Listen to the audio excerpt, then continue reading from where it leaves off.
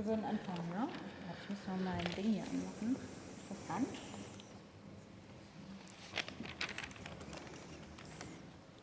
Good morning. It's a pleasure for us to welcome you to the panel of the Working Group on Economic Philosophy and Ethics, entitled The Past of the Future and the Scope of the New, on the actuality of the future in the light of economic philosophy. The working group is chaired by Ingrid Becker from the University of St. Gallen, Michaela Haase from the Freie University in Berlin, who cannot join us today, unfortunately, and myself, I'm Verena Rauen, also from St. Gallen University and the University of Neuchâtel in Switzerland. Ingrid will say some words on the working group now. Yeah, our working group is the Working Group on Economic Philosophy and Ethics. It's a forum for research and discussion on economic philosophy, on business ethics and Wirtschaftsethik. The working group exists almost like 30 years roughly, and we welcome new members. So if any one of you would be interested to join us, please approach Verena and or write us an email. We are currently also setting up our own homepage, and it will be online very soon. Yeah, we will first of all give you a short introduction to the topic now, and then our international panelists are going to give talks for about 10 to 15 minutes each, and then we open the discussion for the audience. So what we would like to do today is to improve the understanding of the role of uncertainty and also risk for the socio-economic process or social science.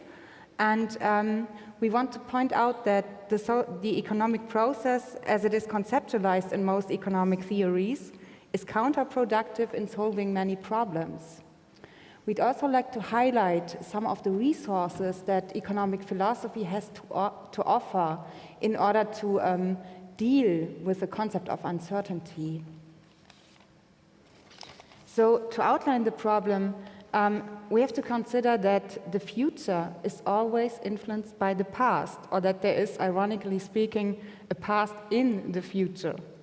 This problem was already outlined by Edmund Husserl, who stated that the future opens up as an Erwartungsfeld in his later writings on the constitution of time, which is field of expectation of the anticipated consequences of different choices. Thereby, an inversion of causality takes place. That means that former experiences are projected to the future and constitute the future. So the future opens up by the projection of experiences and doesn't offer any possibility for the so-called unknown unknown. That means that the completely unknown, which is not already known from the past, cannot appear in the future. The realization of the new, if even possible, our panelists will talk more about that now, depends on the past, namely on past experiences and the availability and the validity of knowledge. Frank Knight turned to this problem by distinguishing risk and uncertainty.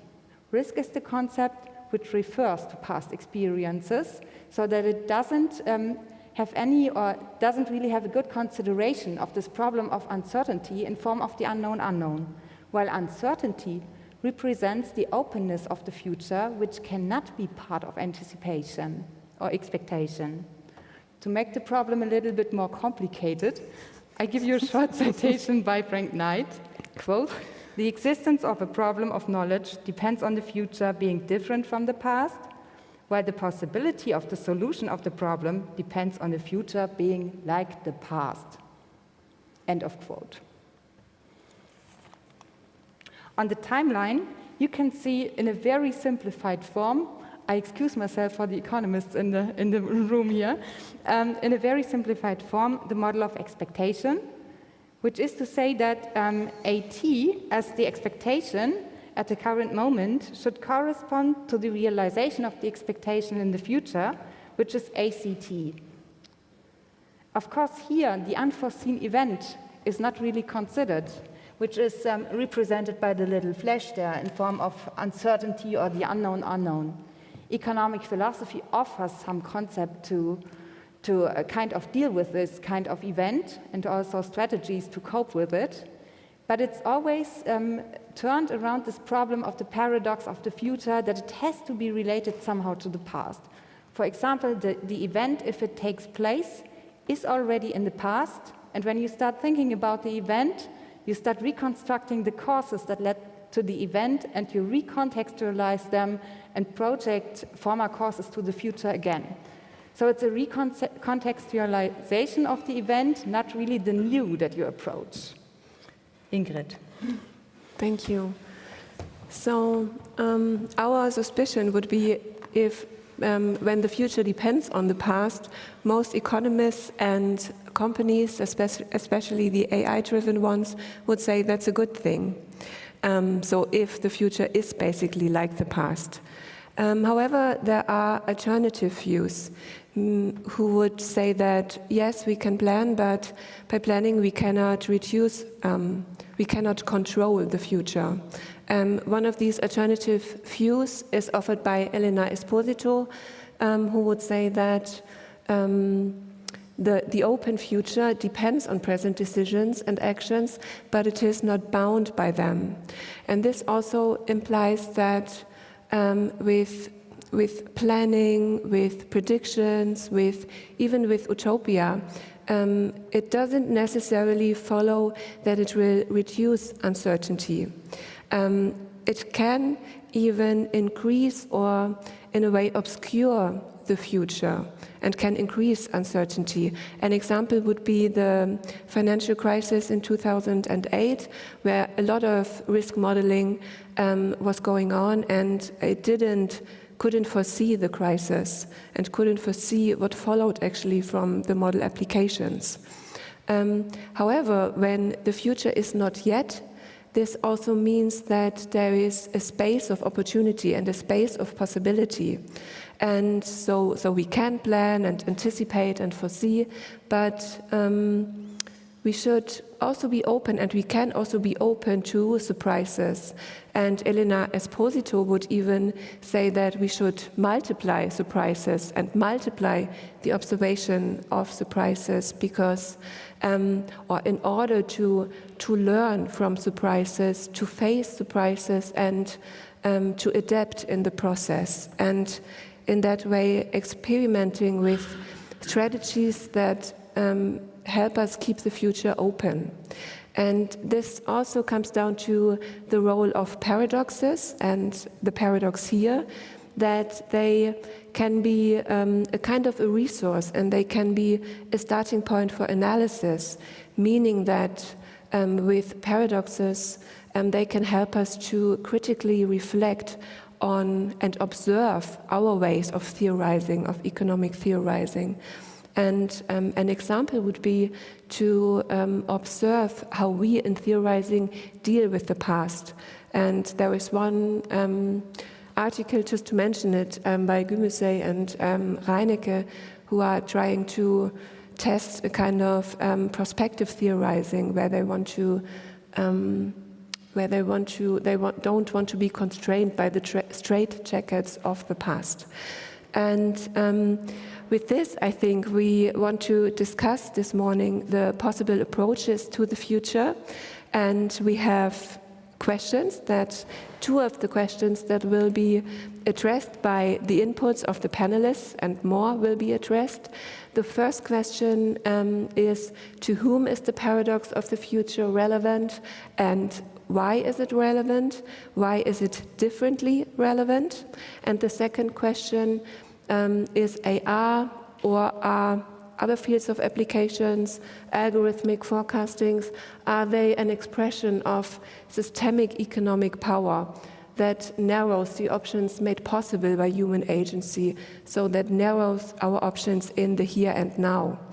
And for that, we are very grateful to have 4 distinguished guests and who will join us today, give us inputs, and then we can have a discussion. The first speaker will be Rona-Tas. He is a professor of Sociology at the University of California in San Diego, the US. His main research areas are economic sociology, sociology of knowledge, risk and uncertainty. The second speaker is Frank den Hond. He is the Ehrnrooth Professor for Management and Organization at the Hanken School of Economics in Finland, and his main research areas are organization theory, pragmatist thinking, and ethics of AI. So then we have Daryl Koehn, who's Wicklander Chair in Professional Ethics and Professor of Philosophy at DePaul University in Illinois, Chicago. And Daryl is working on ethics, applied ethics and political theory. And also Ralf Lüfter, who's Assistant Professor of Moral Philosophy at the Freie University of Bozen. And he specializes in moral philosophy, economic philosophy and phenomenology. Hakosh.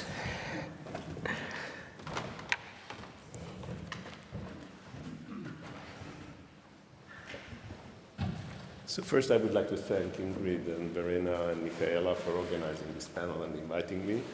I'm a sociologist, and speaking in front of an unfamiliar audience and making this presentation is a challenge, especially in 10 to 15 minutes. And the challenge is essentially a prediction problem. And this is what I'm going to talk about today.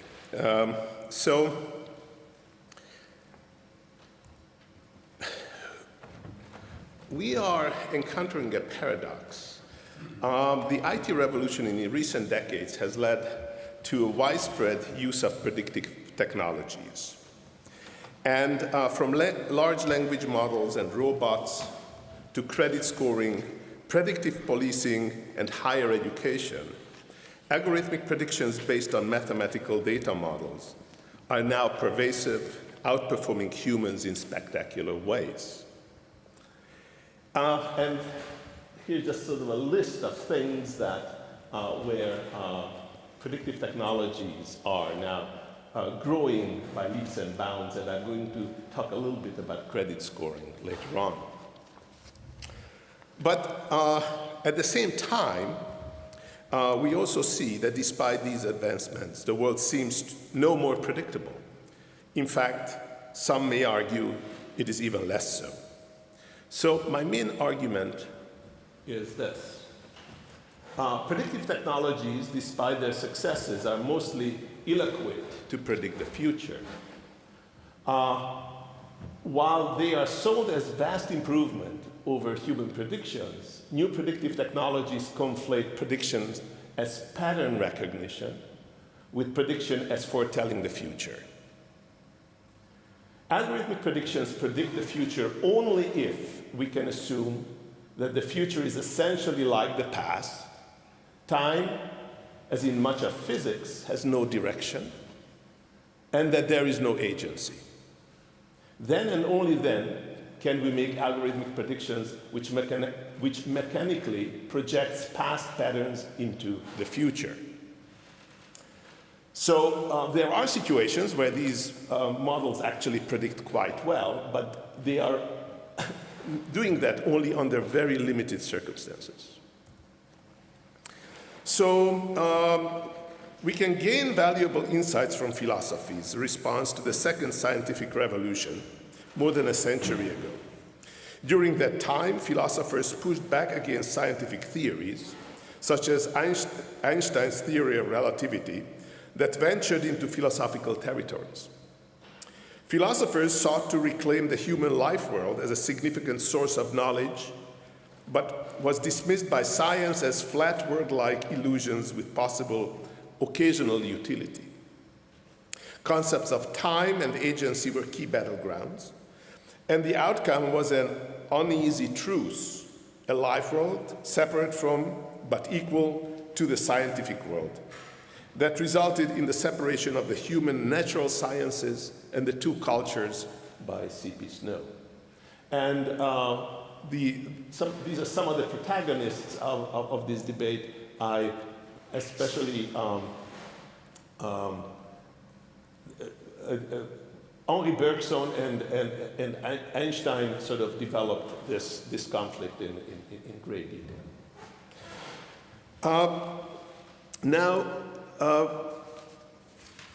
In recent years, with the rise of AI, predictions using the rules of science can generate meaning and make decisions that mimic human behavior. The demilitarized zone between the life world and science has opened up again. Now the life world is becoming functionally inseparable from science. This shift calls for a re-evaluation of the relationship between algorithmic predictions generated by science and human predictions we rely on to navigate our world.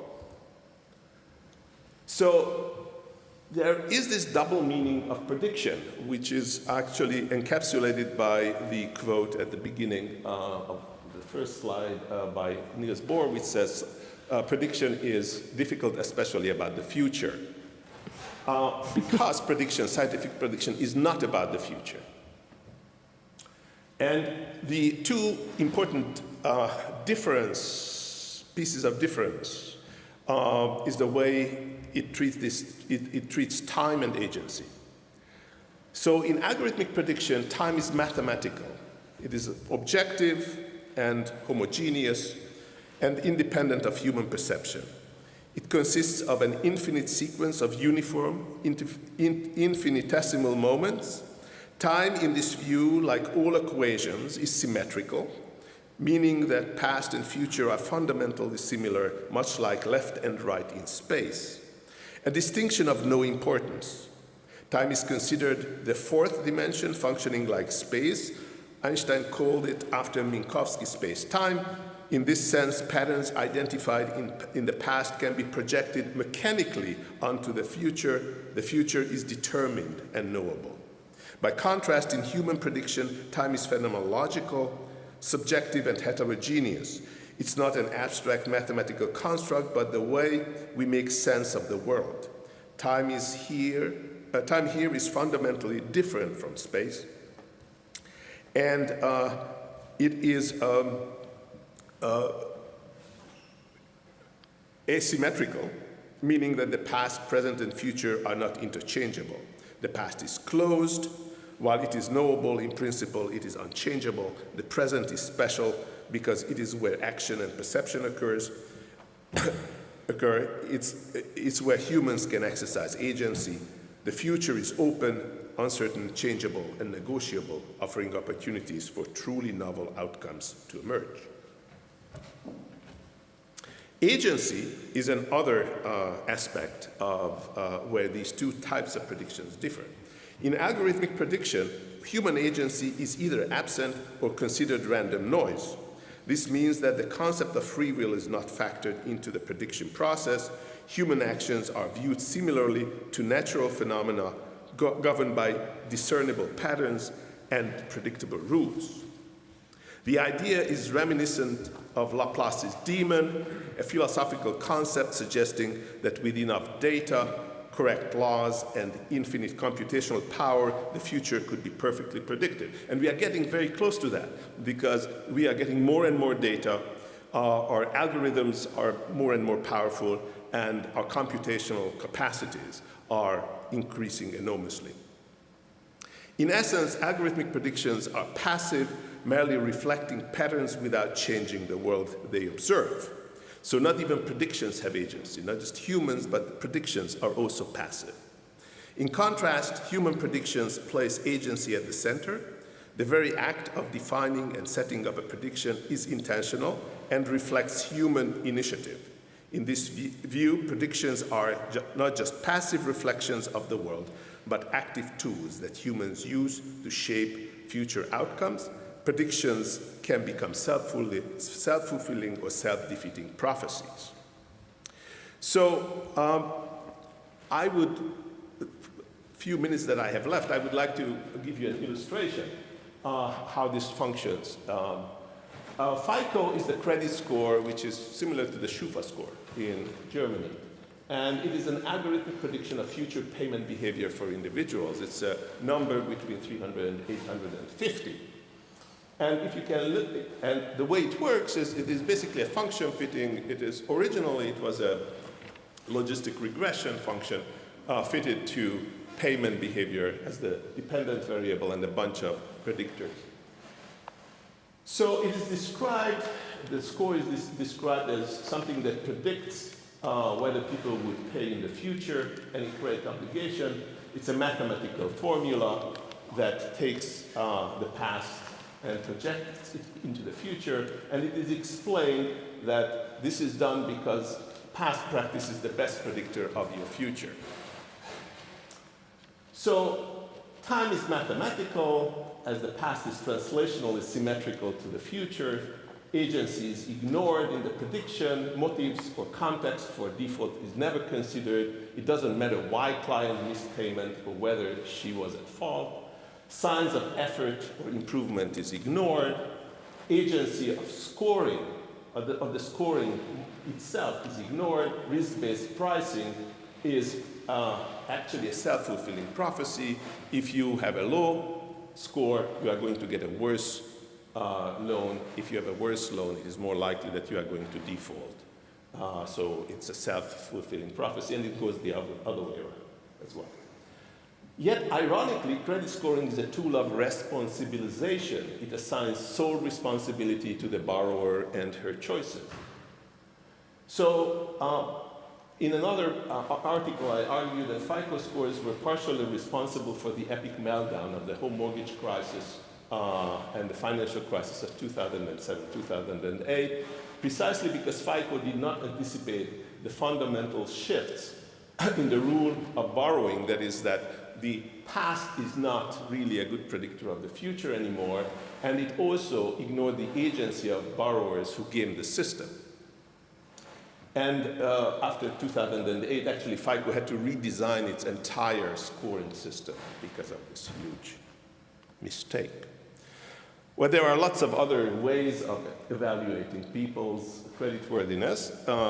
Individuals, for instance, private banking is one, doorstep lending or loan sharking are all alternatives to algorithmic evaluation and using human decision and human judgment.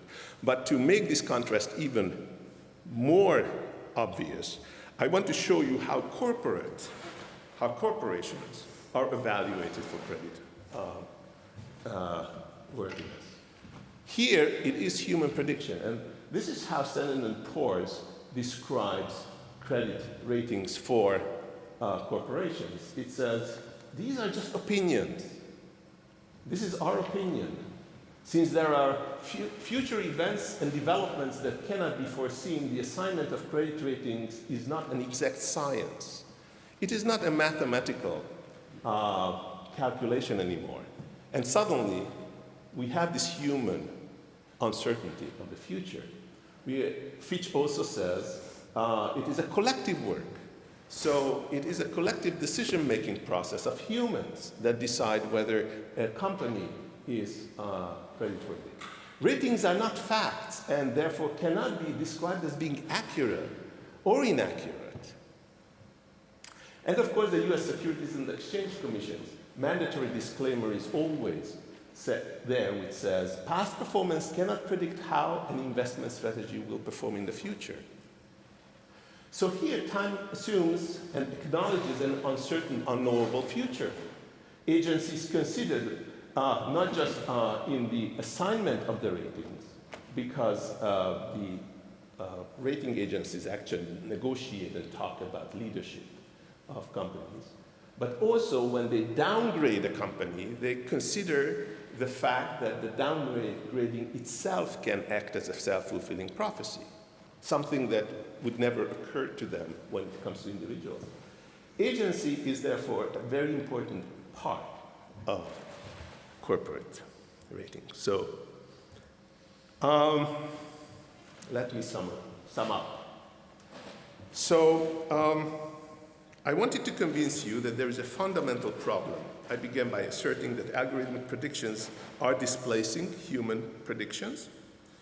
I then argued that while algorithmic predictions are often sold as vast improvement, they are not better, but different. They are incongruous with human predictions, as they impose distinct notions of time and agency on social decisions, predicting as though time had no direction and agency did not exist. Finally, I presented a provocative conjecture.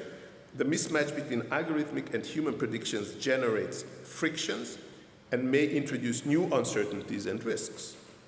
If predictions are not merely passive descriptions, but actively shape what is ahead of us, we should be concerned about the potential of algorithmic predictions colonizing our future. Understanding the mechanisms behind this is the challenge I am currently working on and happy to discuss in the Q&A. Thank you so much.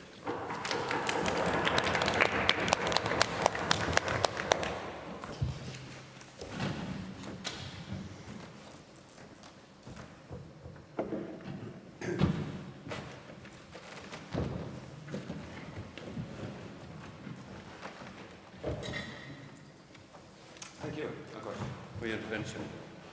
And thank you for a very kind and honorable invitation. It's my pleasure, first time here at a philosophy conference.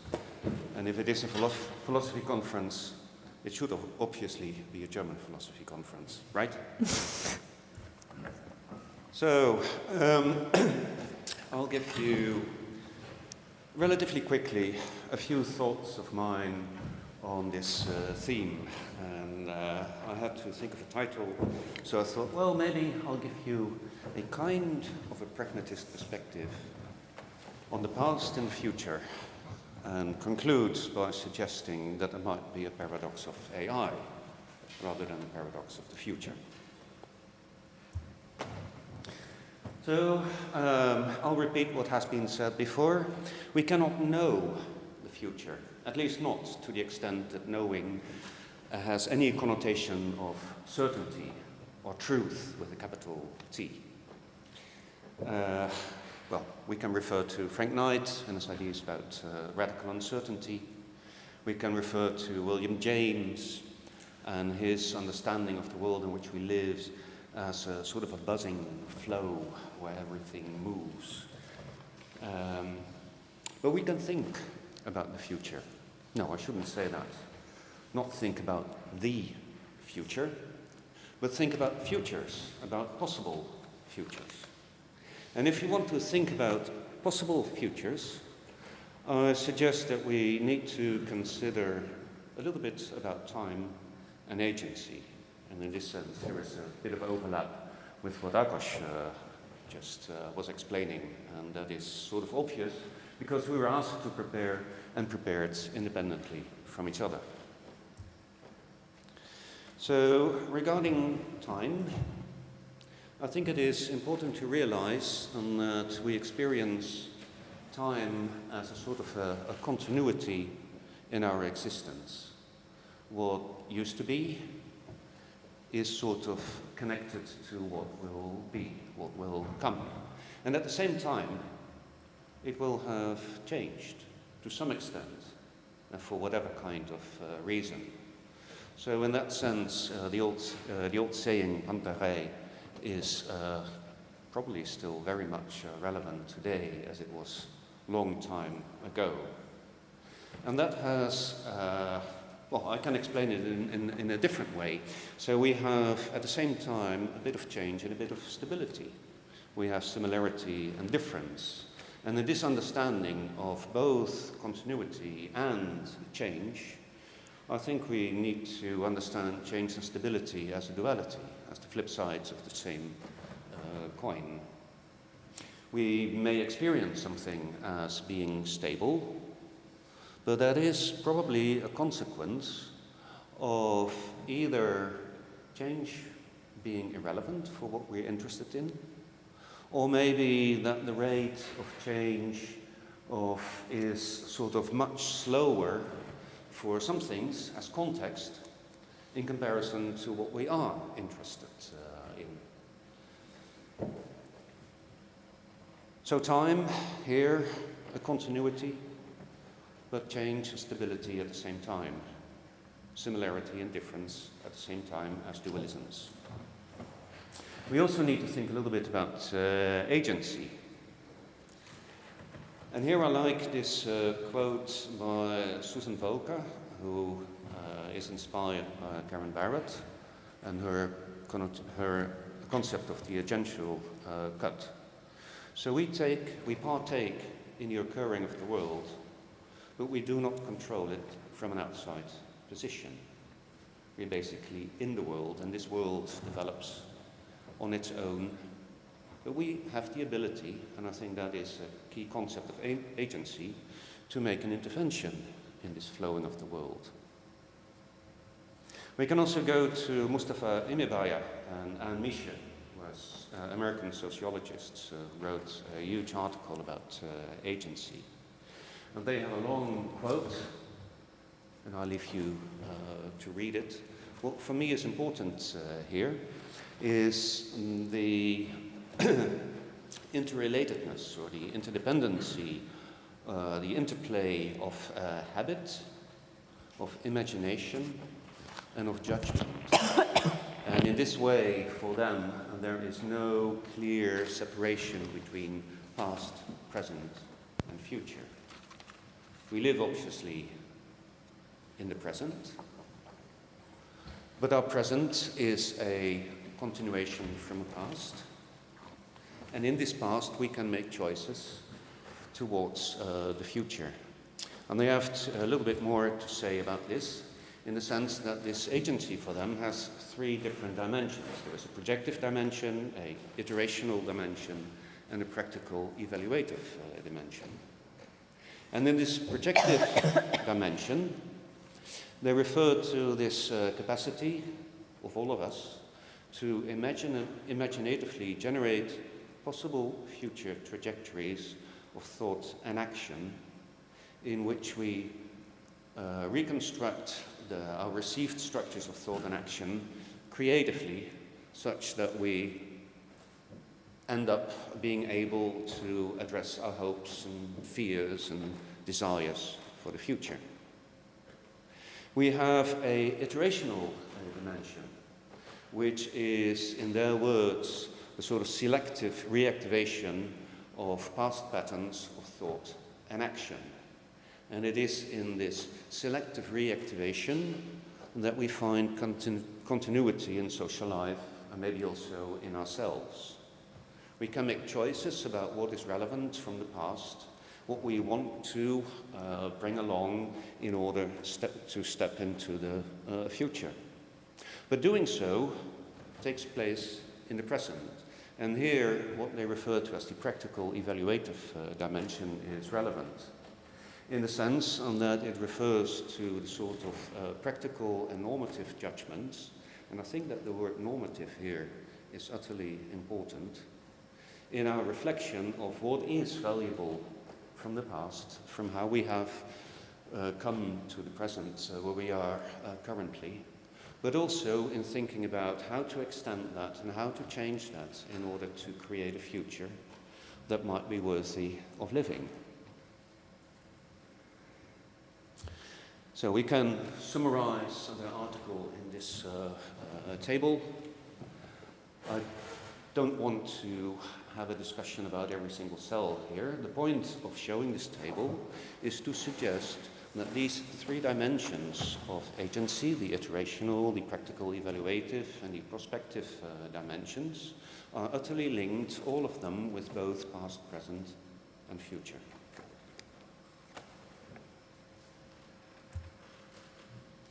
So what does this mean for thinking about possible futures? I suppose on that because the present is ongoing, it never stops, we can only live in the present, right? And because we cannot foresee all possible outcomes of acting on some future trajectory, I think we should be wise, and wise here has connotations with the phronesis from Aristotle long time ago, in a way that our acting on a potential future trajectory should be considered as a kind of an experimentation in which there is supposed to be kind of ongoing,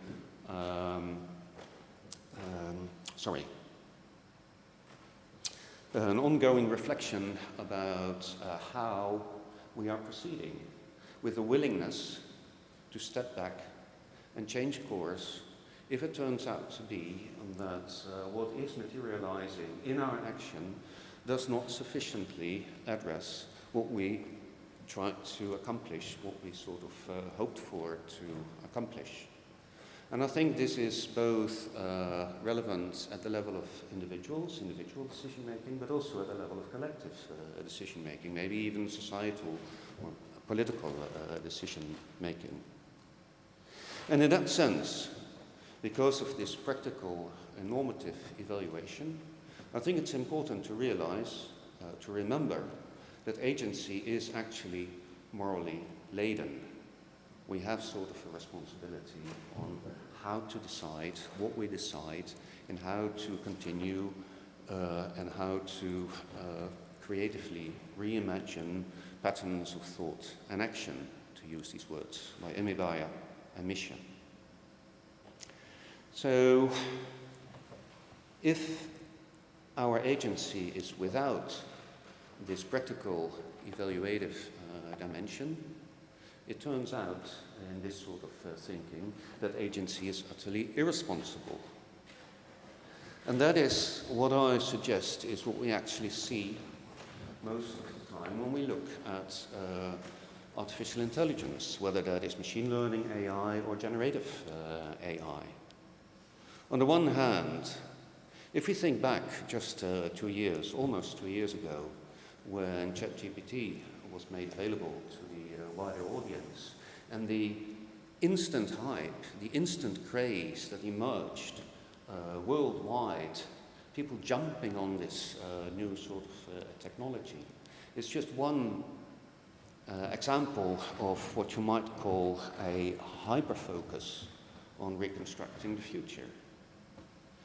I think that has been criticized, for example, by Evgeny Mozov when he talks about technological solutionism. People in Silicon Valley finding all sorts of solutions for, I have no idea what kind of problem.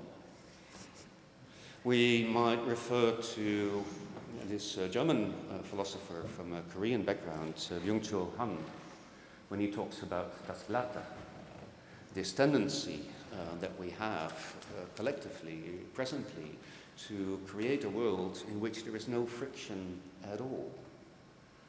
And if there is no friction, we basically have a standstill. There will be no future if there is just das Glatte. On the other hand, if we think about these AI systems and that they run on data, and then I think it's a good point, a good thought to realize that data are a thing of the past. They may allow for extrapolation, they may allow for pattern recognition, but similarly, as Eppers was arguing, the only thing that we can do is basically extrapolate, recognize patterns, and hope or presume that there is continuity rather than change in the future. I think more can be said about data. You know, data has this etymology from Latin dare, to give, but data aren't given. They are selected. They are constructed. They are meaningful, I suggest, under some sort of description or understanding of the world in which we live. And thereby, they are utterly limited in their representational quality. I think that it's also relevant to think about data as a step of reductions of the amount of information, if you like. We live in a world with experience, and we select some pieces of experience and label them as data. then they need to enter into some sort of a computer system, an artificial intelligence system. So there is a digitalization of those data in a very particular format. And each of these steps implies a reduction of meaning. And for me, that means, on the one hand, this hyperfocus, which is unconnected with the past, with these systems relying on data which are utterly connected in the past. We don't have a paradox of the future, but we have a paradox of AI, suggesting that ultimately with AI, we only have a past in the future. Thank you.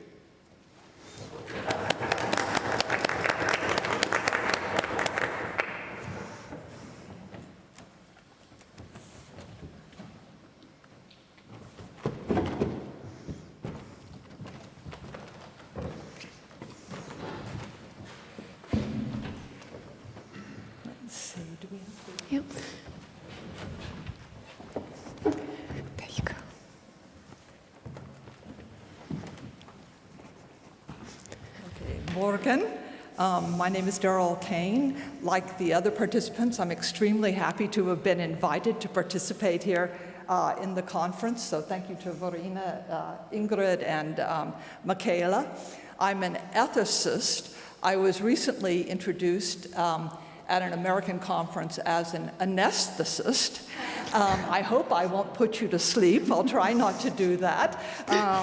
But my background is actually in philosophy and in ethics. So today I'd like to talk about unintended consequences. And the outline of my talk is as follows. I'll draw some distinctions. We philosophers always begin with drawing distinctions. Then I want to talk about several types of unintended consequences that I think have been largely ignored. There is a theoretical problem here. I don't think that most of the dominant ethical systems now in the philosophical world can cope very well with unintended consequences, but I won't say too much about that because of limited time. And then I'll look at some kind of practical responses that we can have in the present that don't try to de-future the future, that don't try to pretend that the past is a kind of prologue to the future that we can navigate seamlessly as though there is no friction, to use Frank's term. So let me begin with the distinction here between unintended consequences and historical contingencies. In my view, historical contingencies are simply events that are not subject to some kind of law, and you could say they're events governed by fortune rather. So in America, we have the expression that for want of a nail, the horseshoe was lost. For want of the horseshoe, the horse was lost. For want of the horse, the battle was lost. And for want of the battle, the war was lost. So the war was lost for want of a horseshoe nail. That is just in the world of contingencies, historical contingencies, from my point of view. But there are these things called unintended consequences that, interestingly, the economists have thought a lot more about than the philosophers. When I was writing my book, Living with the Dragon, Thinking and Acting Ethically in a World of Unintended Consequences, I really didn't get much help from the philosophical world at all. But the economics world does talk about unintended consequences. And by that, they mean that there are dynamic, adaptive human responses to intentional actions. So the initial action is intentional, but the adaptive response is unintentional. Okay, that's fine as far as it goes, but I think we have to draw a further distinction. I think that there are some unintended consequences, UIC, that are foreseeable in principle. They were not foreseen, that's why they're unintended consequences, but in principle, they are foreseeable. And then there are also the unforeseeable consequences, and I'll give you some examples of each. First of all, it's pretty clear to me that if you mess with things like the risk-reward ratio, people aren't going to take that increase in risk lying down. There's some kind of adaptive response. So after the Sarbanes-Oxley law, when many companies increased the responsibility of the audit committees on the board, immediately the audit committee members said, we want a lot more money. You're asking us to run a lot more risk here. And I think the companies were a little bit surprised by that, but I think that it's particularly, it's inherently foreseeable that people are going to respond and adapt when you start changing the risk-reward ratio. I think also if you change the cost structure, again, people aren't simply going to be passive. They're going to inventively respond to that, or maybe respond in a way that we've seen in the past. So the city of Chicago just passed an increase in the minimum wage law. It says that in the restaurant world, you can no longer rely upon people, the waiters and waitstaff, to live by gratuities. You have to pay them a living minimum wage. Well, of course, it's foreseeable that many companies are not going to be able to deal with this increase in their labor costs, particularly family-owned companies. And so many of the family-owned restaurants have shut down now in Chicago. It looks like that's a kind of response. So the city councilors didn't foresee that response, but I think it was an inherently foreseeable kind of response. Another case would be the state of Maryland passed an increase in the top marginal income tax rate for high earners. They wanted to increase revenue, but of course what happened is that the wealthy have many options. Many have homes in Florida, so people adapted by saying we're out of Maryland, we're going to live in Florida, and the revenues actually fell. So I think that was a foreseeable kind of response.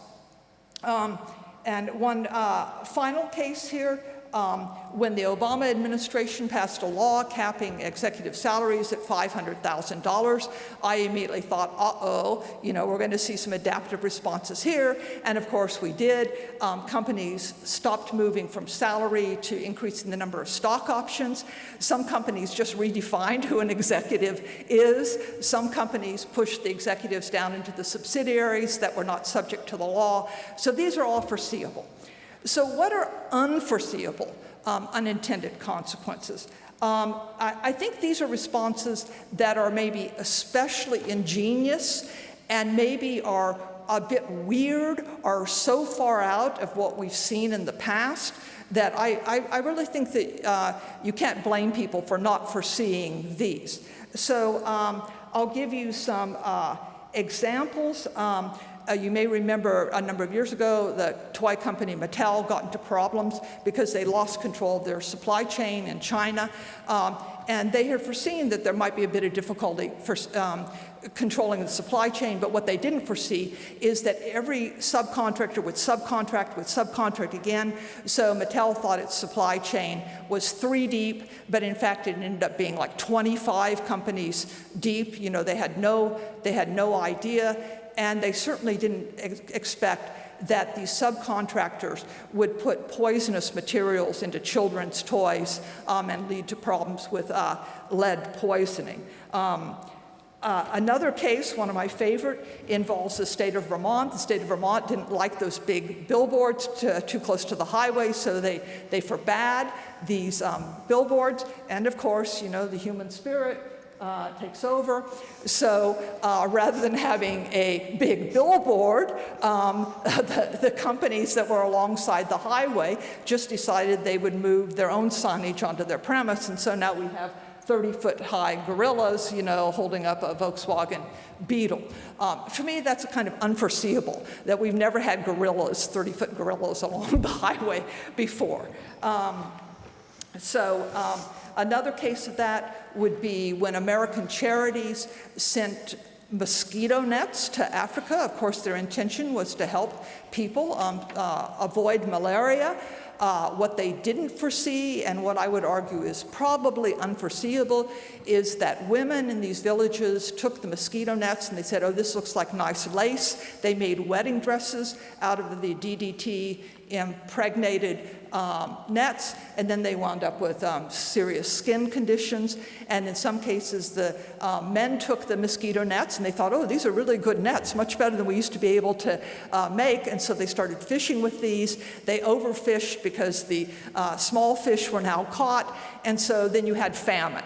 And clearly the American Charities didn't think they were going to be creating famine in villages in Africa.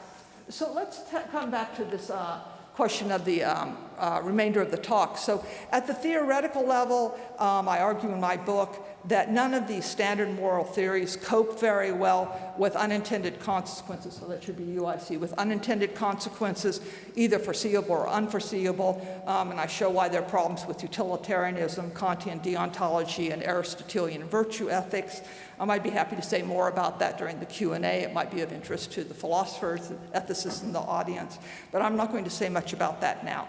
I want to move to some practical remedies for how do we deal in the present with the fact that we are always going to be haunted by unintended consequences just because of the human spirit and the human inventive spirit and its ability to adapt in a really dynamic, oftentimes amazing ways. So I would say, first of all, I think that economists and ethicists should be doing a lot more niche thinking, a lot more like the ecologists do. So many ecologists now are very skeptical about universal laws, about how climate change is going to unfold. So of course we know about rising sea levels. There's been a lot of focus on problems with the Maldives and in Holland and so forth. But what people forget is the response is oftentimes strange. And this is a natural response, but again, you know, we human beings have to now respond to that in an intentional way with, again, unintended consequences. So in Alaska, as the glaciers have melted, land has actually appeared. It's like if a heavy elephant got off of your very springy sofa, and when the elephant got off, the glaciers melt, the land springs up. So some people now have so much more land that they can have an 18-hole golf course you know, next to their property. So now we have all kinds of fights about whether that land belongs to the state of Alaska or does it belong to the landowner there in Alaska. And I think that we should be careful then to assume that there's going to be some kind of universal law that's going to cover all kinds of contexts. I think focusing really on niches like the ecologists do is a smart strategy. The political scientist Charles Lindblom made a really, I think, fascinating distinction between proceeding with the branch method and the root method. And I think he's becoming sort of au courant again. He was sort of dismissed at the time, but we can now see his relevance. The root method says, let's identify objectives, let's marshal our resources, let's develop our plan, and then we'll realize our consequences and we'll realize our objectives. And Lindblom thought that's not really very doable. And oftentimes the attempt is quite radical. It goes to the root of things. He said, no. Rather than cutting the root of a tree, we need to make changes at the branches, the tip of the branches. So we should be making smaller changes, iterative changes. And his reasoning is that if this change is small, it at least gives you a bit of a chance to recover. But if you've done this kind of radical approach, you have maybe now moved beyond the point of recovery. So I think that it would behoove us to take seriously this idea of the branch method. Hans Jonas, as many of you know, famously has his imperative responsibility that we must care for the world. He stresses that the world is vulnerable, that we're very vulnerable beings, And he's very skeptical of grand plans, like grand geoengineering. There's a plan now afoot in America to shoot sulfur dioxide into the atmosphere to create big sulfur dioxide clouds to reflect the light. And, you know, it gives me the heebie-jeebies. I think, well, what will happen, you know, to the rainfall? And are we going to have to continually inject the sulfur dioxide? You know, and nobody knows what the results of that would be. So he settles for doing no harm. This is, of course, comes from the Jewish tradition, the negative formulation of the Golden Rule. It's there in Confucius. The Jesuits famously, and rather condescendingly, said in China that we Westerners have the Golden Rule, the Chinese only have the Silver Rule, and the Silver Rule is to do no harm. But I think that the do no harm is actually the preferred rule here. It's not the Silver Rule; it's the Platinum Rule, I guess, if I want to use that language for responding. I think embracing federalism and the Catholic social teaching idea of subsidiarity is worth exploring, because subsidiarity says wherever possible you should allow local people who have greater knowledge of local conditions to try to deal with the problem. You know, of course there are issues if you have a lot of bigots at the local level or whatever, but I think in terms of a lot of economic problems and climate problems and environmental problems, oftentimes people who've been living with hurricanes or living with the levees for a long time have a better sense of what could happen than people coming in from the federal government. I'm also interested in the Hannah Arendt idea of needing to expand the public sphere, because there's natality and the human action always brings into being something which is new and unpredictable.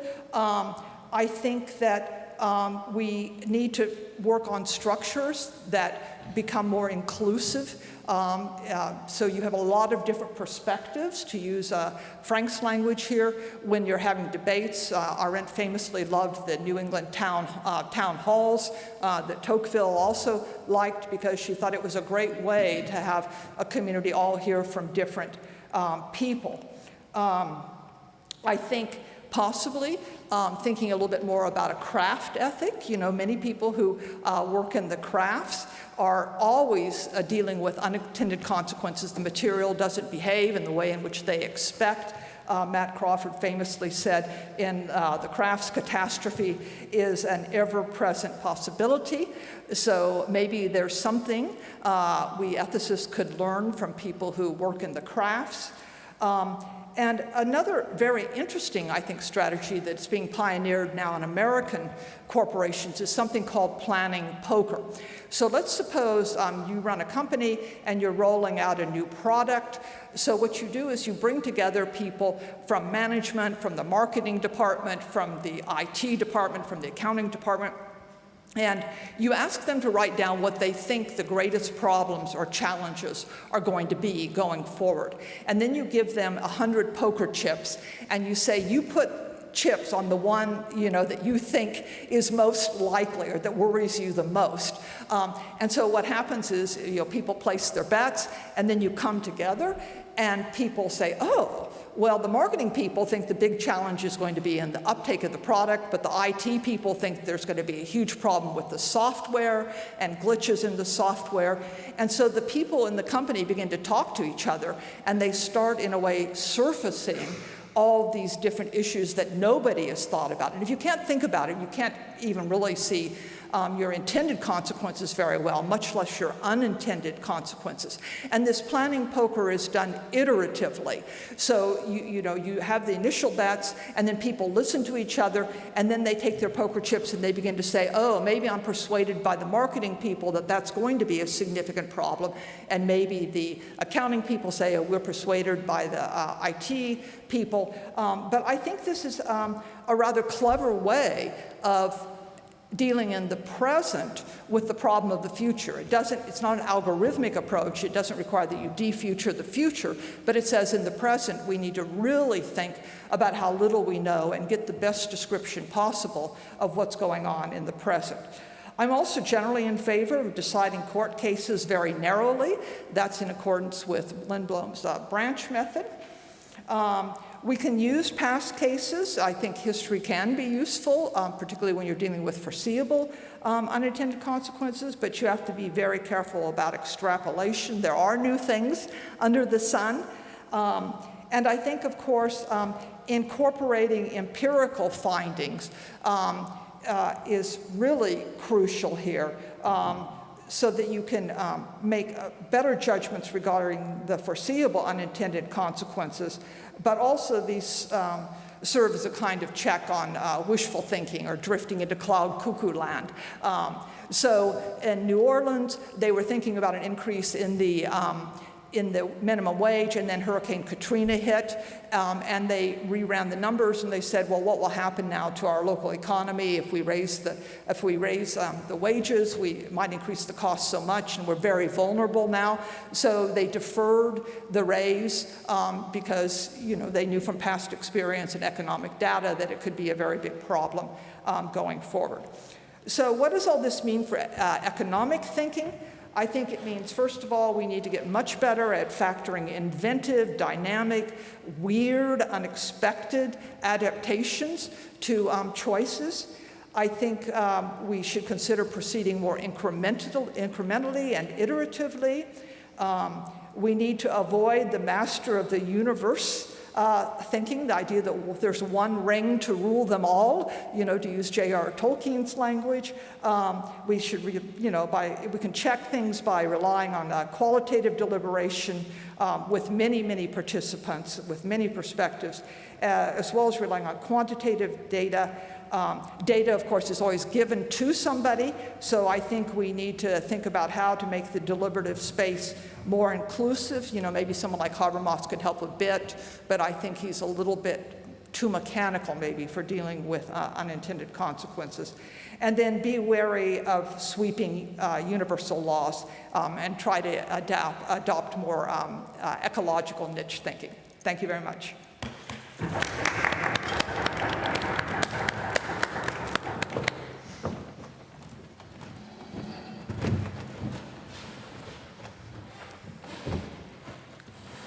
Okay, so Verena and Ingrid, thank you very much for the invitation, and the following 12 minutes will be a clear example of what Verena already said, the past in the future, because what you will hear in the next 12 minutes is very much what you already heard from other presentations, so you see how the past goes into the future. However, I try to share an anecdote with you that hopefully provides some one or two further links for our discussion.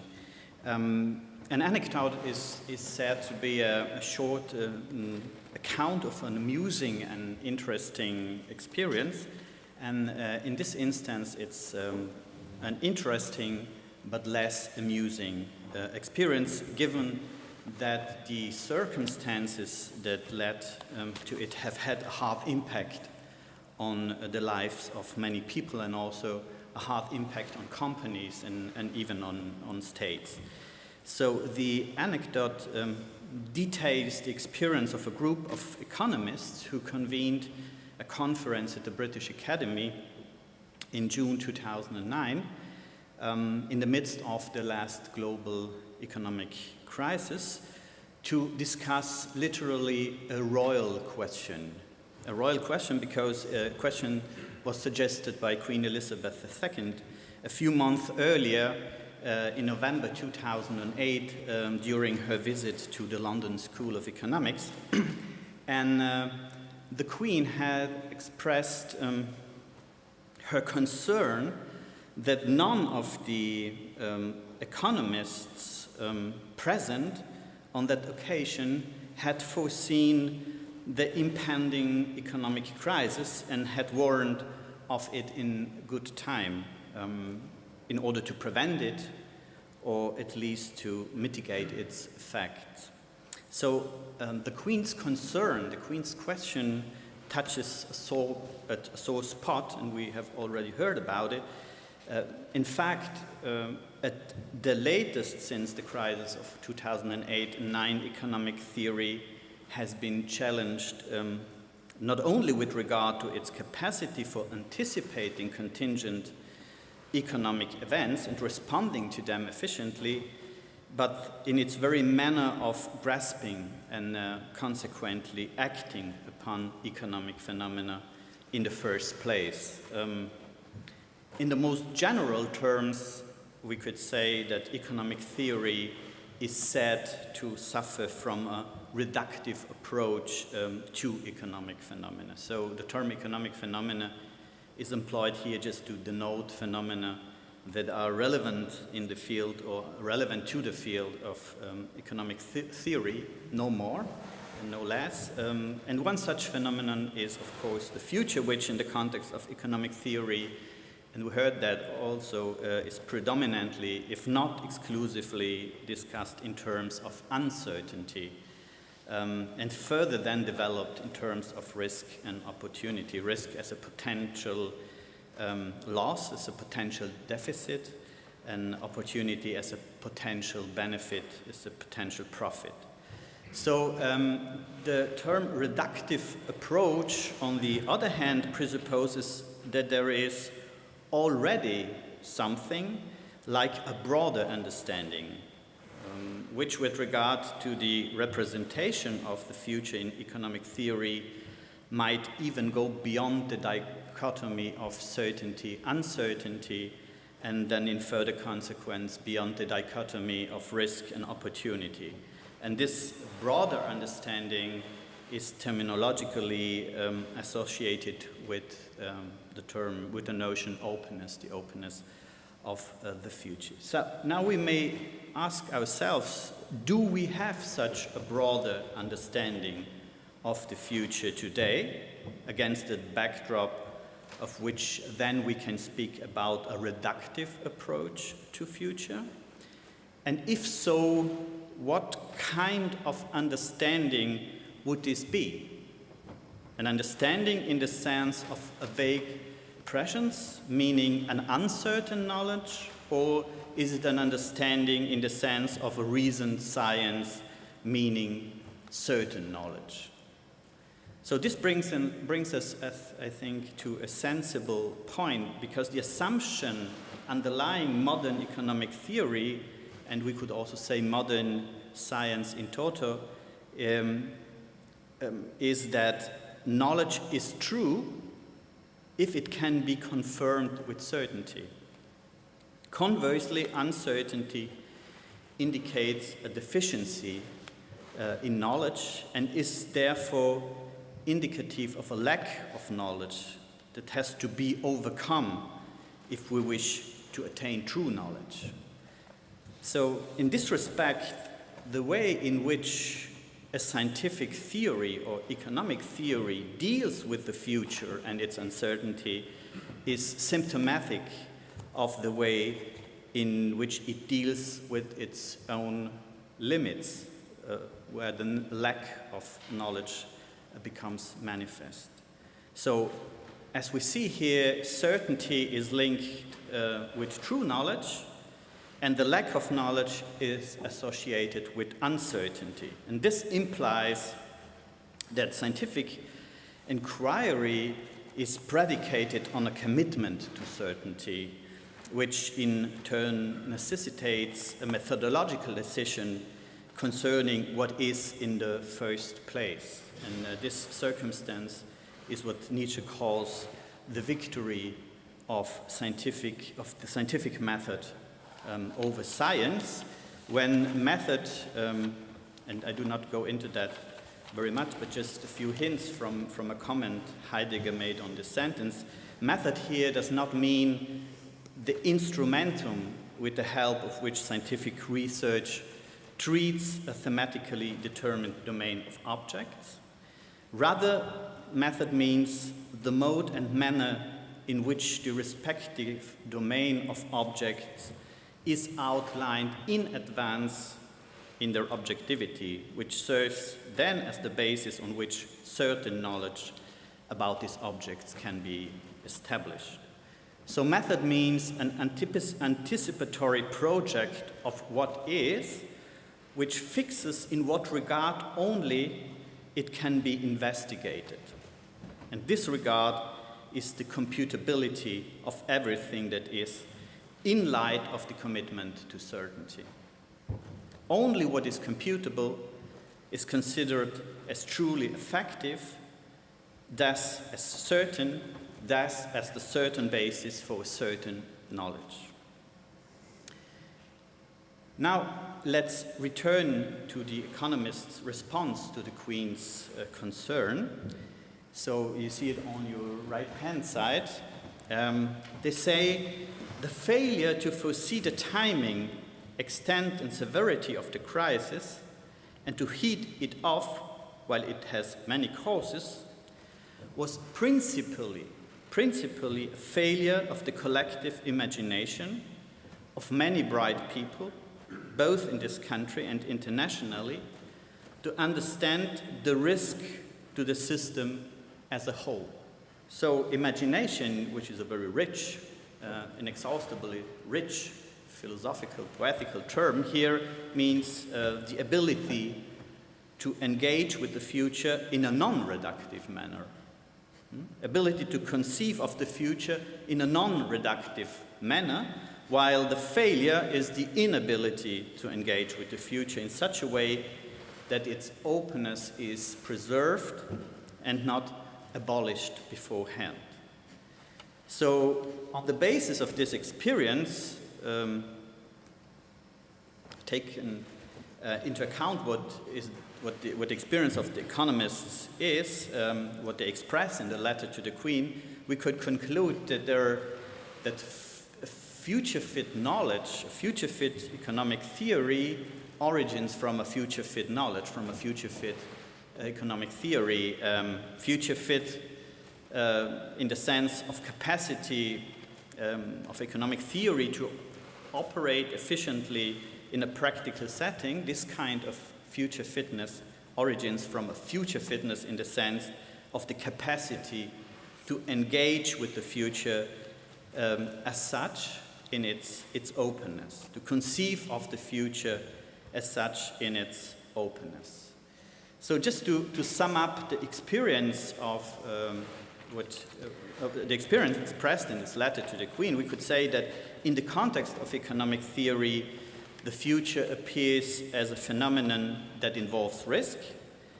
As such, the future is essentially related to the persistence of uncertainty.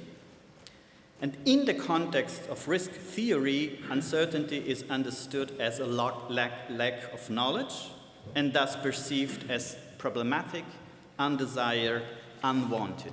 And our aim has to be to prevent uncertainty by establishing a kind of knowledge that promises to fulfill the claim to certainty. So thus, economic theory, yes, accepts the pervasiveness of the future openness under the aspect of uncertainty. However, this uncertainty is anticipated in terms of calculable risks and of calculable opportunities.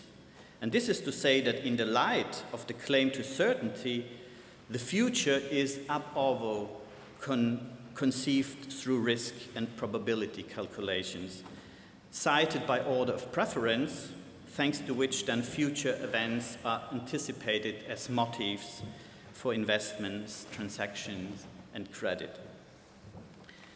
However, by translating the uncertainty of a present future into the certainty of a future present, the meant calculation, as we already heard, masks the future risk associated with economic decisions and consequently masks the essence of the future itself. In this way, these calculations create a narrative that is stated in terms of purely fictitious certainties, and thus in the final analysis they create a fictitious future which ends in a set of computable scenarios.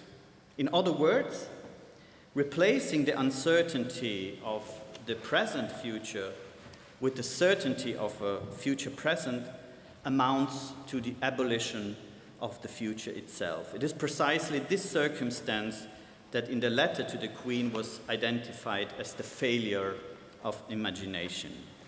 And this may be seen to reveal a structural criticality constitutive of the way in which economic theory, economic science approaches the future, and which may be seen as the core of the aforementioned reductive approach to economic phenomena.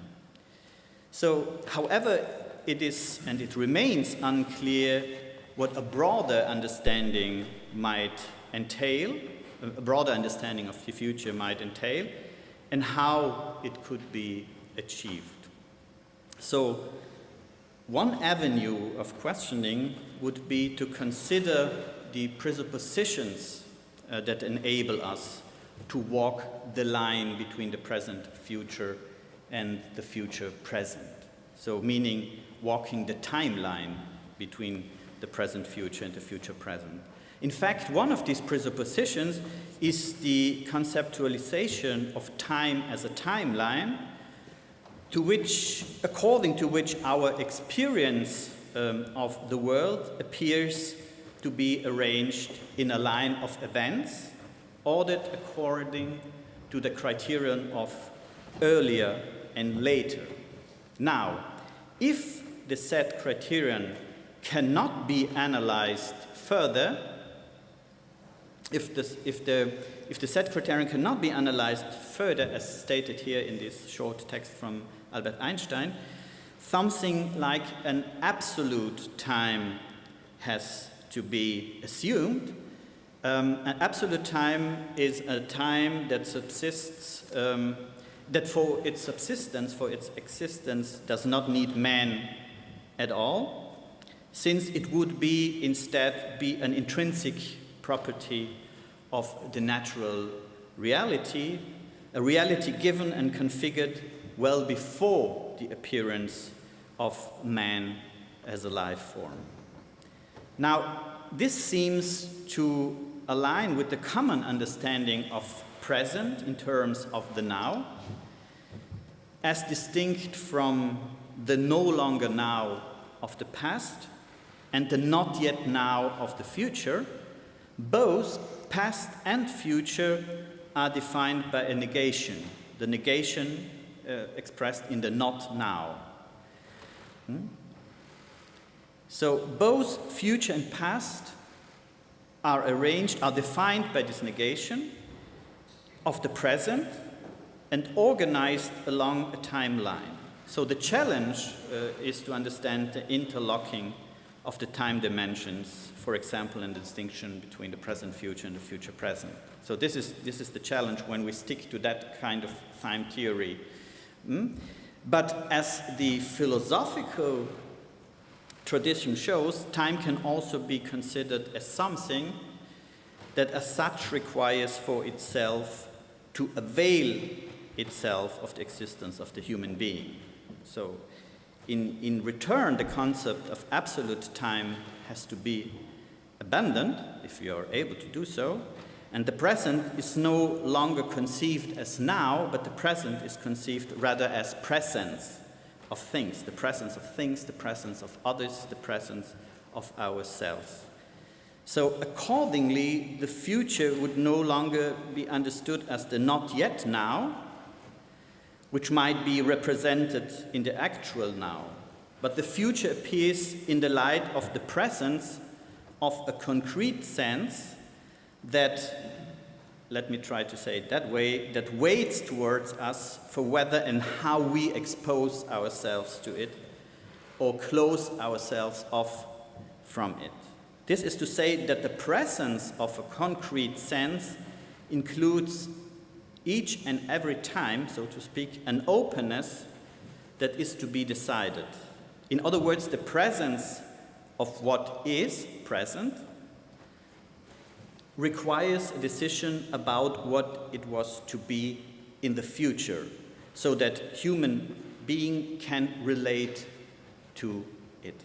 So the future is then not considered as the not yet now, but as a trait constitutive of the presence of what is present, as a trait of the concrete sense that is suspended for decision as the pensum of the human thinking and acting. And in fact, pensum is something that is present to be taught about in as much as it is undecided, that it is undefined, and thus offers itself for being decided and defined in its sense through thinking, but also through acting, as we already heard.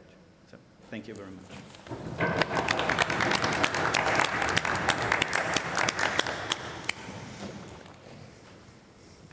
Thank you very much for these interesting talks. We're now going to open the discussion.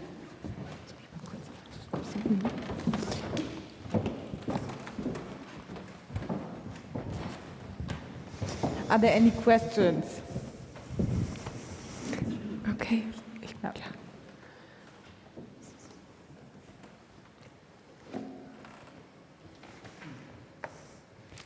Ja. Wolf Rogowski. Yeah, Wolf Rogowski, Professor of Healthcare Management at the University of Bremen. I'm still trying to figure out how I could ask this question, but as nobody else is giving it a start. Maybe the concept of philosophy as the love of wisdom is something somewhat outdated and romantic and whatever to you. But as I'm teaching economists, I always have the feeling we need economists who have more of this wisdom. And this session, I really loved it. I loved all of your talks. It was really interesting. It was actually what I was expecting to see when I came to this conference. And I'm asking to myself, how would you formulate sort of your message to students of economy? So to young economists, to make them a bit more wise in what they're doing. They're trained in forecasting, they're trained in those methods, and I would like to teach them a bit of what else it could be. I'm still searching for words. I found many inspirations, but still you have thought much more about it. So how would you formulate sort of the message of what you were just saying to economists, to students of economics, with the aim of helping them to receive some little bit of wisdom concerning dealing with time, being open towards the future?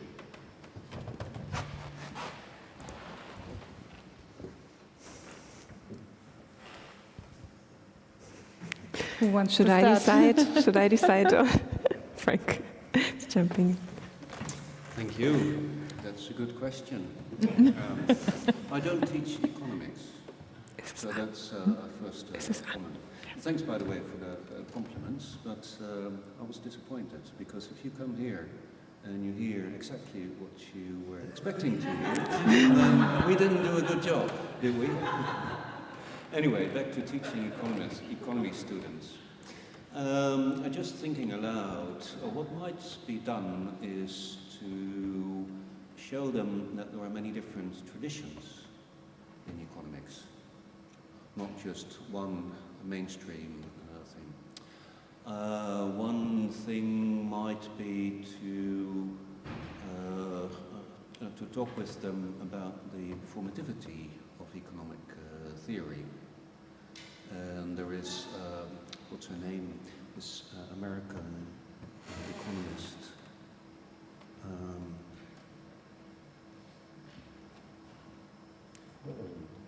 Sorry? Yes. Yes. Yes. Mackenzie. Yeah, they're Mackenzie these days. No, that's a different person. Okay. Yeah. So that would be my suggestions. Show them that there are many different ways of studying economics, all with their pros and cons and limitations, and perhaps also about the performativity of economic thinking, in a sense, and that quite a bit of economic theory basically results in the creation of what it actually tries to explain. Yes, I agree with Frank. I think to understand that economics is not just a camera, but it's also an engine.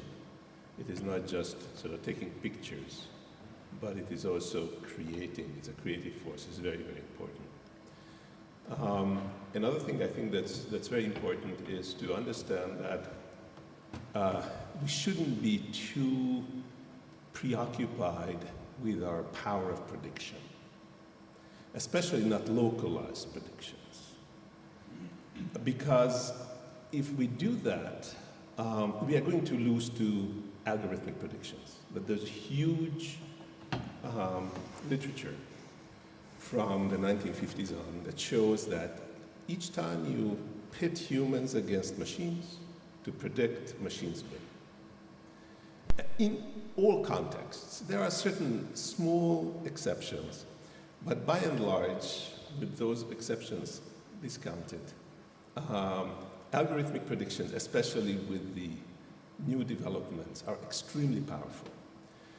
So if you are overemphasizing and over-prioritizing predictions, you might end up in a world where the future will be very much like the past, and where human agency is going to be very, very suppressed.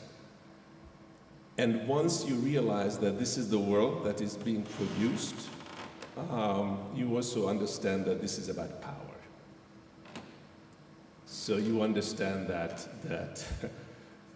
this world can exist, but our stakes in letting this world exist are very, very different. And some people will benefit a lot, and some people will benefit much less. But if you prioritize predictions, if you prioritize lack of friction, if you prioritize efficiency, then you are sort of helping a new world emerge, which is based on no real future and no real human agency. This is basically what Max Weber called the golden cage, or the heartless, what is it? The heartless, the German word, the golden cage of rationality. So, yeah, this is a long answer. I think it's a great question. I guess that I think we need to have our undergraduates and our MBA students and our PhD students maybe study some history. That would be a good thing, particularly if you don't think history is a science, but that you're dealing with a different form of understanding. And maybe introduce them to the idea of phronesis, or practical wisdom. I mean, economics, after all, is a practical, it thinks it's a practical science, you know, even though it's maybe called the dismal science. But I think myself that it's not even really a science.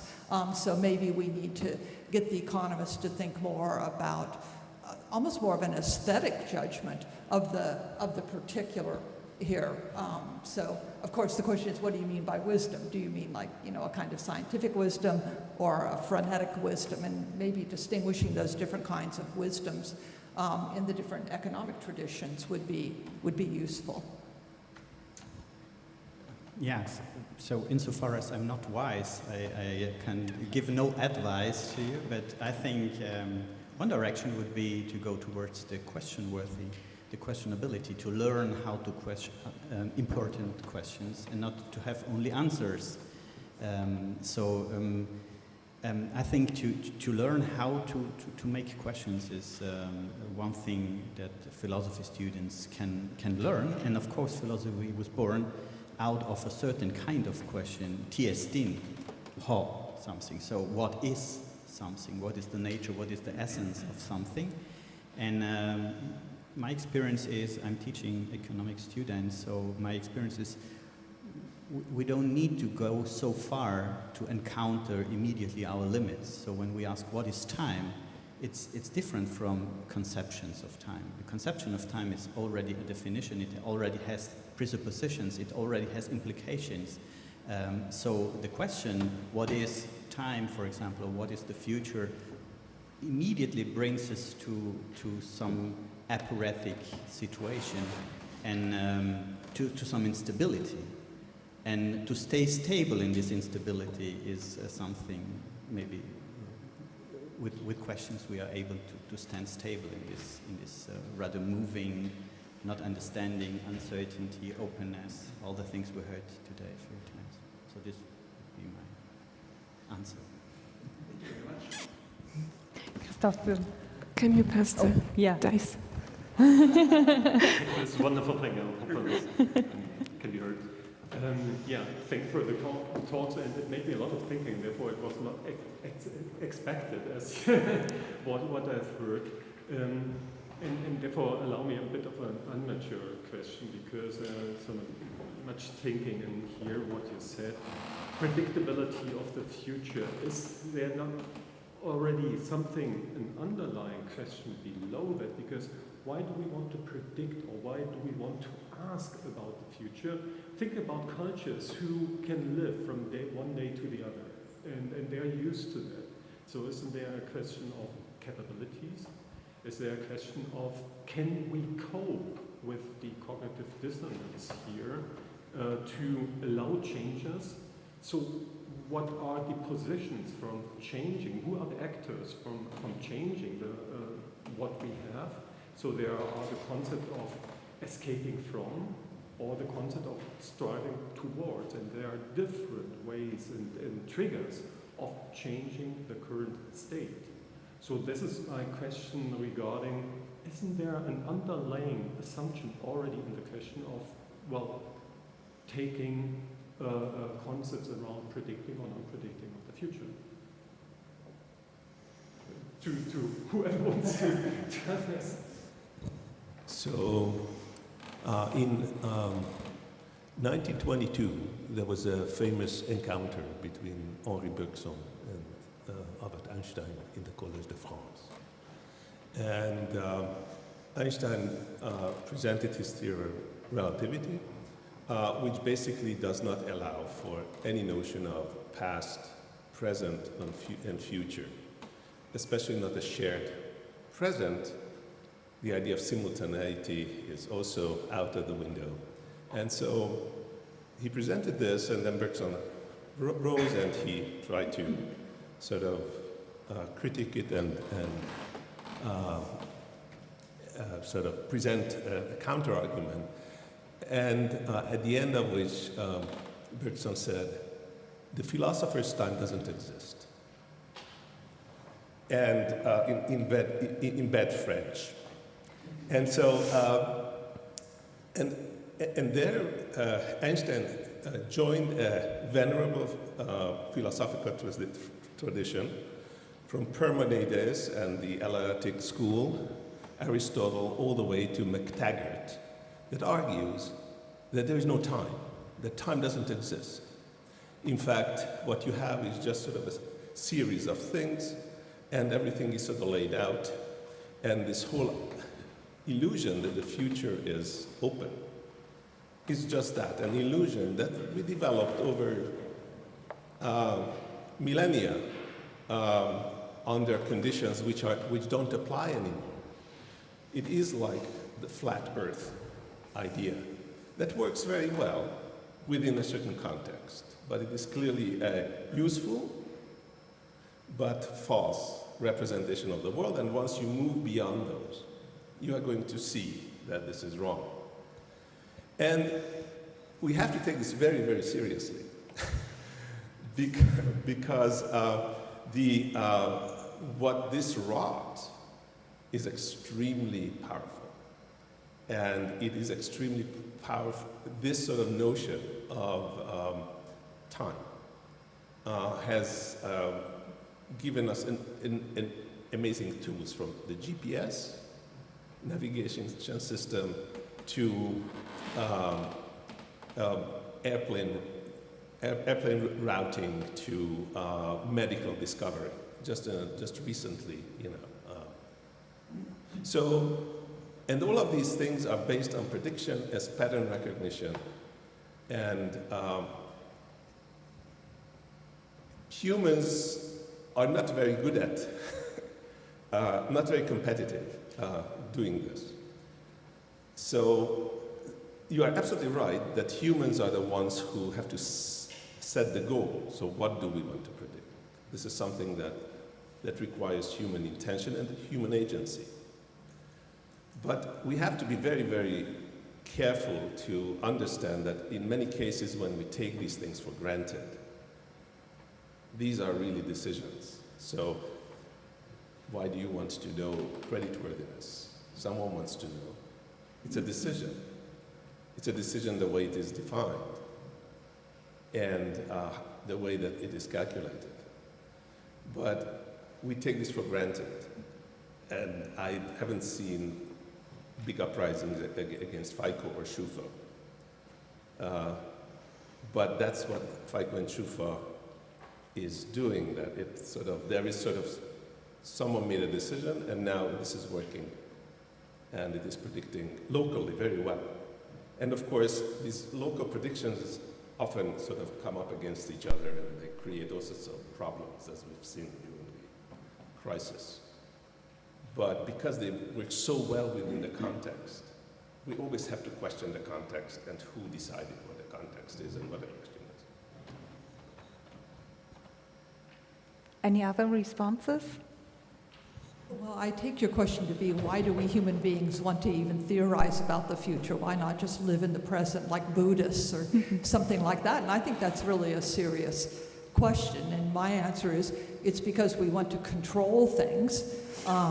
And so that impulse towards control leads to the modeling and the hope to get certainty and so forth. And I think it's interesting maybe to compare, maybe, I don't know if Foucault wrote about this, but maybe to think about the history of the idea of control in, in ethics and in human history, because I just presented a paper on the difference between techne and technology, and argued that if you look at the ancient ideas of techne, they were dealing with rather constrained arts, and they always had a specified goal. The art of shipbuilding is to build a ship, and that's for the purposes of strategy and victory.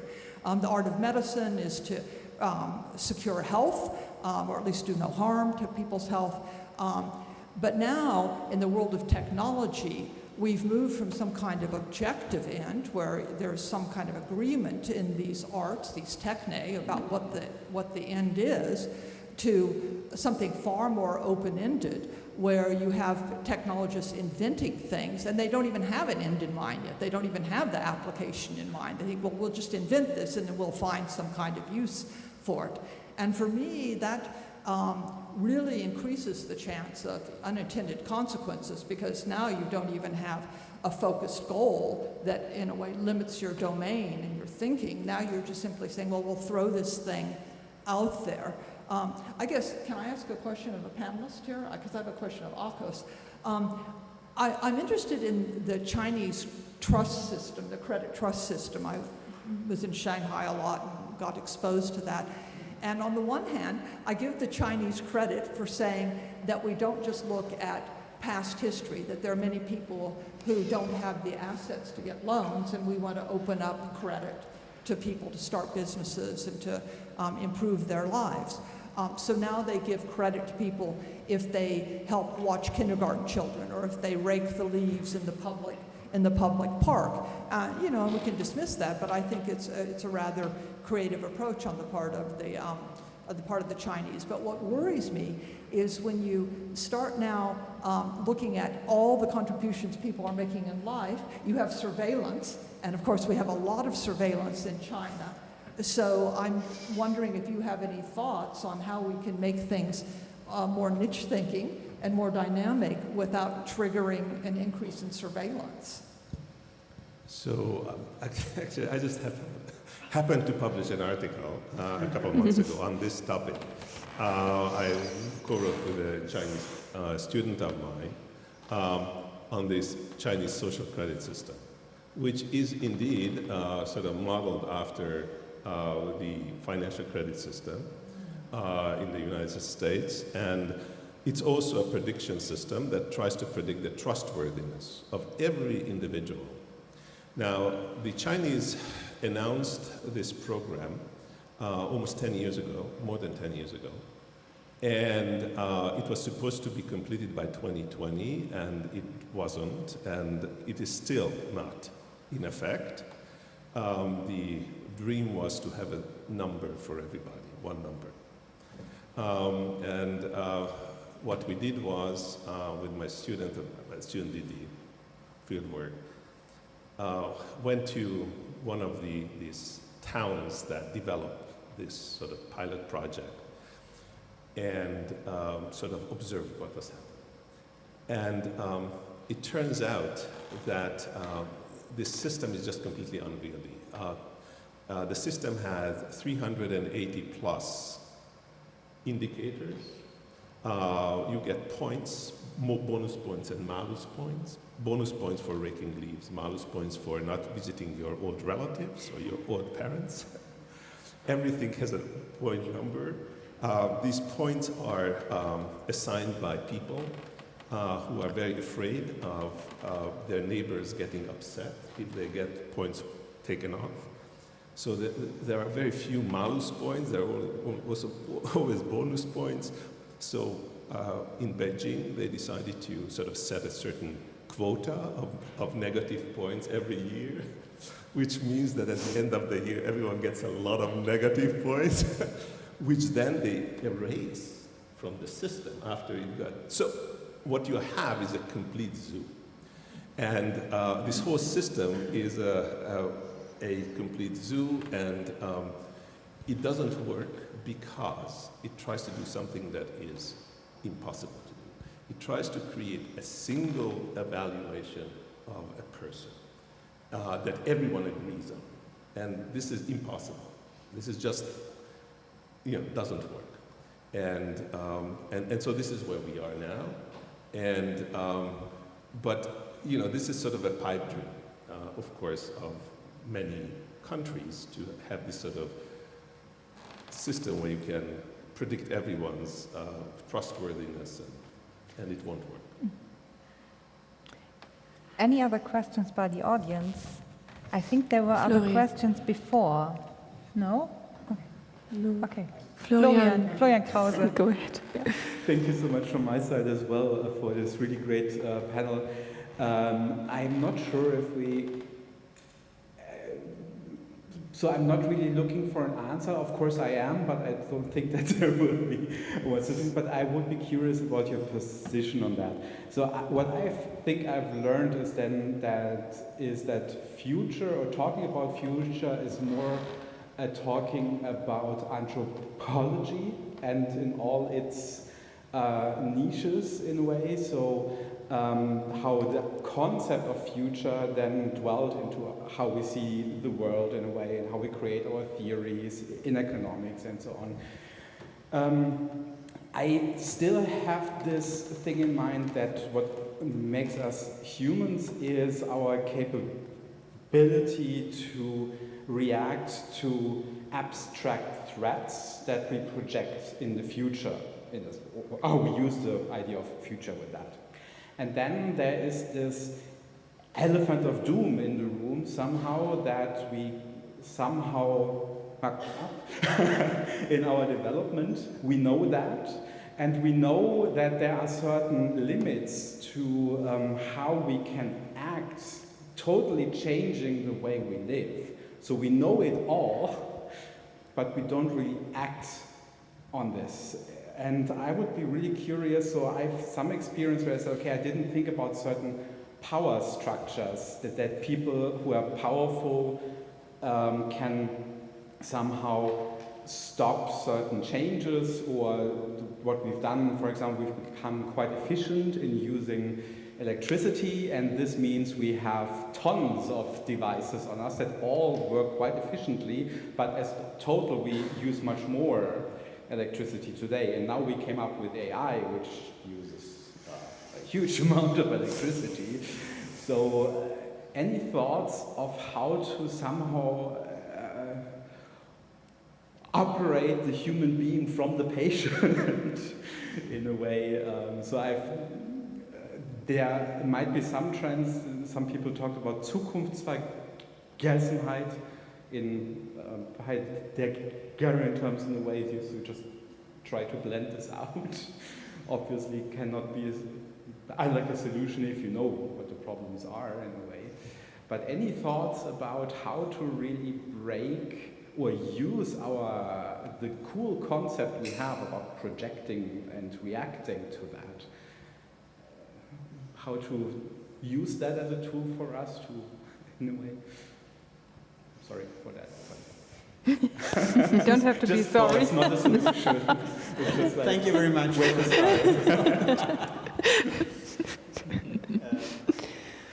I think that we are so this, there was Frank spoke about the Pantarei. So I mean I say a banality now, but the river fragments of Heraclitus, which it stems from the river fragments of Heraclitus, they say something you all know is that in changing it remains the same. So it only if it changes there is the sameness of the river, and this is very much what I in my presentation called the presence. So something very, very simple is that we in our everyday life are deciding continuously about everything. This is a lecture and we behave according to our expectation that this is a lecture, but it also could be used to hurt someone, throw it on the head of someone or something like that. I can do it. In this moment I can do it, and the whole situation changes, so the presence of everything changes. So my very humble answer to your big question is to learn and to train the ability to see what our decisions are and what are the assumptions, the principles of our decisions, and what might be the implications of that of the decisions. So it's for me it's very much a question of the presence, yeah. So.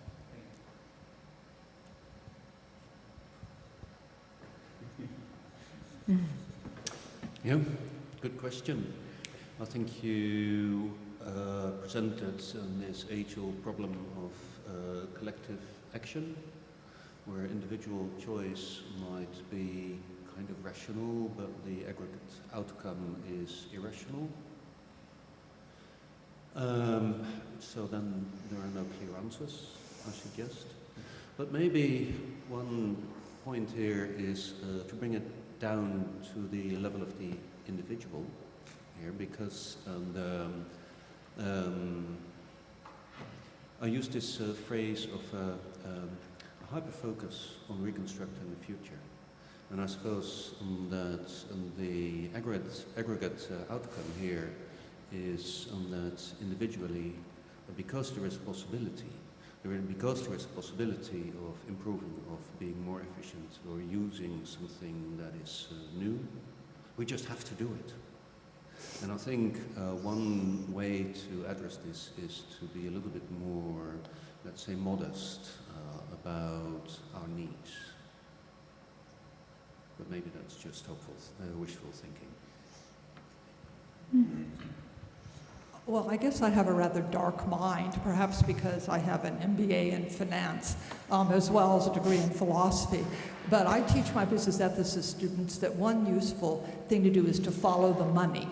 So, for example, I was at a conference held by Wharton University, and there were many, many entrepreneurs from Silicon Valley there, and they were talking about how great it was that they were all going to be paid in stock options.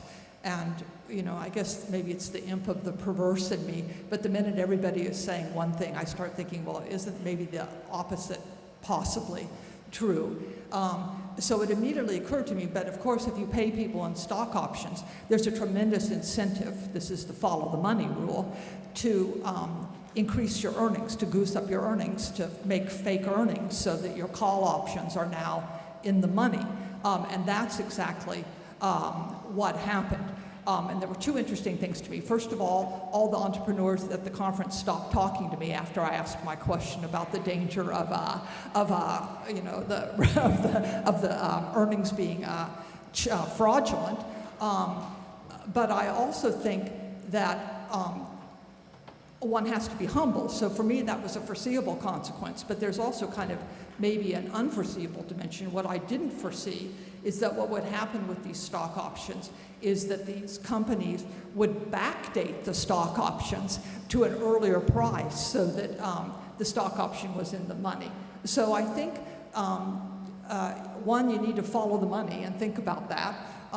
But second of all, you have to be really careful not to become too dogmatic about a distinction, because the foreseen, something could be initially unforeseeable, but then become foreseeable.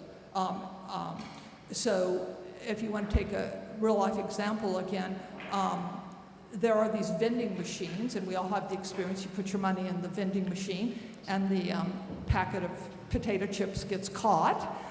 So of course it's natural that human beings aren't just going to stare at the stuck potato chips, they're going to do something. So what people did was they shook the machines.